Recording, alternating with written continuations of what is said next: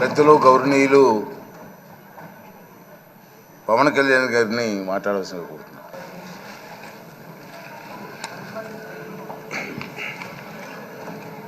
పదహారవ శాసనసభకి ఏకగ్రీవంగా ఎన్నికైన సభాపతి శ్రీ చింతకాల అయ్యన్ పాత్ర గారికి హృదయపూర్వక నమస్కారాలు, మీ శుభాకాంక్షలు.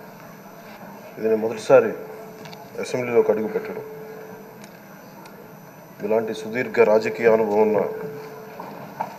దాదాపు 7 సార్లు ఎమ్మెల్యేగాను, ఒకసారి పార్లమెంట్లో అడుగుపెట్టిన మీకు, Panchayati Raj, technical education, forest, R&B అనేక మంత్రిత్వ శాఖల్ని సమర్థవంతంగా నిర్వహించిన మీకు ఈ సభాధ్యక్షుడు, ఈ స్పీకర్ స్థానంలో కూర్చోవడం నాకు చాలా ఆనందంగా ఉంది. ఇన్ని దశాబ్దాలు ప్రజలు రాజకీయ జీవనంలో ప్రజలు మీ వాడి వేడి చూశారు. మీకు కోపం వస్తే ఋషికొండను చెక్కినట్టు ప్రత్యర్థులకి పదునైన ఉత్తరాంధ్ర యాసలో గుండు కొట్టేస్తారు. ఒకటే బాధేస్తా ఉంది సార్, ఇకపైన మీకు తిట్టే అవకాశం లేకపోవడం. కానీ ఇక మీద సభలో ఎవరు తిడుతున్నా దాన్ని ఆఫ్ చేసే బాధ్యత మీ చేతిలోనే ఉంది. మీరే మైక్ ఆఫ్ చేయాలి. అంటే మా చిన్నప్పుడు నేను చూసేవాడు, ఒకసారి అల్లరి చేసే అబ్బాయిని క్లాస్ లీడర్ చేసేవాడు చిన్నప్పుడు మా స్కూల్లో. కానీ ఇన్నాళ్ళు ప్రజలు మీ వాడి వేడి పలుకులు, మీ ఘాటైన వాగ్దాటి చూశారు. ఈ రోజు నుంచి రాష్ట్ర ప్రజలు మీ హుందాతనం చూస్తారు. డిబేట్స్ వెనకాల దాక్కుని సంస్కారహీనమైన భాషలని, భావాలని రకరకాల మాధ్యాల్లో విరజిమ్ముతూ ఉంటారు. దాని నియంత్రణ మీ ఆధ్వర్యంలో ఇక్కడి నుంచే మొదలవ్వాలి. ఇందాక సభానాయకులు గౌరవ ముఖ్యమంత్రి శ్రీ చంద్రబాబు నాయుడు గారు చెప్తారు, ఆడబిడ్డలు ఏ విధంగా నలిగిపోయారు ఈ రాష్ట్రంలో గత 5 సంవత్సరాల్లో. చిన్న లేదు, పెద్ద లేదు, ఎవరని లేదు. ఎవరన్నా సరే ఒక మాట మాట్లాడితే వాళ్ళు వ్యక్తిగతంగా దూషణ, సోషల్ మీడియాలో వాళ్ళని క్యారెక్టర్ అసాసినేట్ చేయటం, వాళ్ళు పెద్ద నాయకులు కావచ్చు, కార్యకర్తలు కావచ్చు, లేదా వాళ్ళకి ఎదురు తిరిగి ఒక ఒపీనియన్ చెప్పి ఎవరైనా సగటు మనిషి కూడా కావచ్చు, అది ఇక్కడితో ఈ రోజు నుంచి ఆగిపోవాలి అధ్యక్ష. అది మీ ఆధ్వర్యంలోనే మొదలవ్వాలి. గత ప్రభుత్వం తాలూకు సభ జరిగిన విధానం చూస్తే ఈ వ్యక్తిగత దూషణ ఇవన్నీ చాలా ఇబ్బంది పెట్టే ప్రజలు. ఈ రోజున వాళ్ళకి 11 సీట్లకు పరిమితం అయ్యారు, ఈరోజు లేరు, ధైర్యం లేదు వాళ్ళకి. విజయాన్ని తీసుకోగలిగారు కానీ ఓటమిని కూడా ధైర్యంగా కూర్చుకునే వాళ్ళకి స్థాయి లేదు, వాళ్ళకి పారిపోయారు ఇక్కడి నుంచి. భావంలో ఉండే తీవ్రత భాషలో ఉండాల్సిన అవసరం లేదు. భాష మనుషుల్ని కలపడానికి కానీ విడగొట్టడానికి కాదు. భాష విద్వేషం రేపడానికి కాదు, పరిష్కరించడానికి. ఎంత జటిలమైన సమస్య అయినా, భయంకర సమస్య అయినా చర్చల ద్వారా పరిష్కరించుకోవడానికి కానీ వివాదం సృష్టించడానికి కాదు. ఈ సభ ఉన్నది అందుకు. కానీ మనం చూసింది వాళ్ళ దగ్గర నుంచి బూతులతోటి, వ్యక్తిగత దోషులతోటి రాష్ట్ర పురోభివృద్ధిని ఆపేశారు.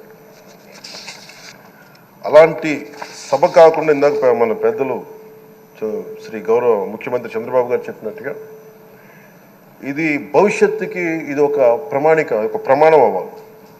2047 వరకు ఇంత అద్భుతమైన స్థానంలో మనకి ఆంధ్రప్రదేశ్ తెలుగు జాతి ఉన్నత స్థాయికి వెళ్ళాలంటే ఈరోజు మనం వేసే ప్రతి అడుగు అది భవిష్యత్ తరాలకు ఒక నిర్దేశక ఒక టచ్ స్టోన్గా ఉండిపోవాలి, ఒక గిట్ రాయిగా ఉండిపోవాలి.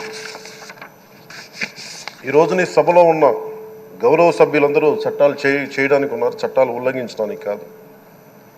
విభేదించడం అంటే ద్వేషించడం కాదు, వాదించడం అంటే కొట్టుకోవడం కాదు. ఇవన్నీ విభేదించడం, వాదించడం ఇవన్నీ ప్రజాస్వామ్యానికి చాలా మౌలికమైన పునాదులు. ఆంధ్రప్రదేశ్ ఆవిర్భావం జరిగి అసలు భాషా ప్రయుక్త రాష్ట్రాల ఆవిర్భావమే మన ఆంధ్ర రాజ్యంతో మొదలైంది. అమరజీవి పొట్టి శ్రీరాములు గారి బలిదానం మీద మన రాష్ట్రం పుట్టింది. 56 రోజులు తిండి తిప్పలు తినకుండా నరకం అనుభవిస్తూ ఆయన బలైపోయారు. ఆయన మరణానికి చేరువవుతూ ఆమరణ నిరాహార దీక్ష చేసిన ప్రతిరోజు మనకి దాదాపు ఈ సుదీర్ఘమైన 6 దశాబ్దాల కాలం 1.5 సంవత్సర కాలం అంటే ఆయన ప్రతిరోజు చావుకు చేరువవుతూ భోజనం లేకుండా ఆయన గడిపిన ప్రతిరోజు మనకి 1.5 సంవత్సర కాలం. అలాంటి నేపథ్యంలో అలాంటి మహోన్నతుడు శ్రీ పొట్టి శ్రీరాములు గారి త్యాగాన్ని కనుక మనం ఈ సభలో ప్రజా సంక్షేమం కోసం మాత్రమే చర్చలు జరగాలి, వాదోపవాదాలు హద్దులు దాటకుండా ఉండాలి, వ్యక్తిగత దూషణకి తావివ్వకుండా ఉండాలి. అలా కాకుండా గత ప్రభుత్వంలాగే ఈ సభని తిట్లకి బూతులకి కొట్లాటకి వాడితే ప్రతి నిమిషం పొట్టి శ్రీరాములు గారి బలిదానాన్ని అవమానం చేసినట్టే. ఒక గొప్పవాడు, ఒక మహానుభావుడు బతికినప్పుడు మాత్రమే కాదు, చనిపోయిన తర్వాత కూడా కొన్ని తరాలు ఉపయోగపడతారని నిరూపిస్తారు.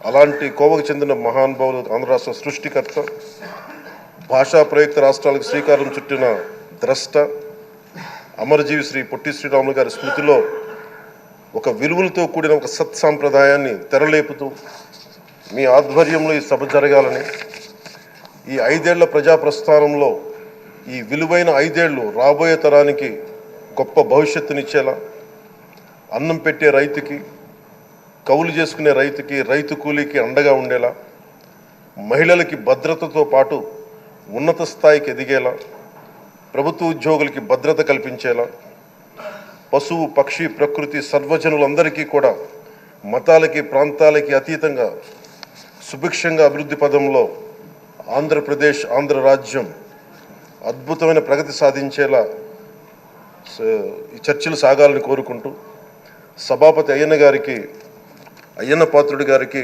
మీ ఆధ్వర్యంలో ఈ సభ ఒక సరికొత్త సాంప్రదాయానికి, సత్సాంప్రదాయానికి ఇది తెరతీయాలని కోరుకుంటూ మీకు మరోమారు శుభాభినందనలు తెలియజేసుకుంటాను.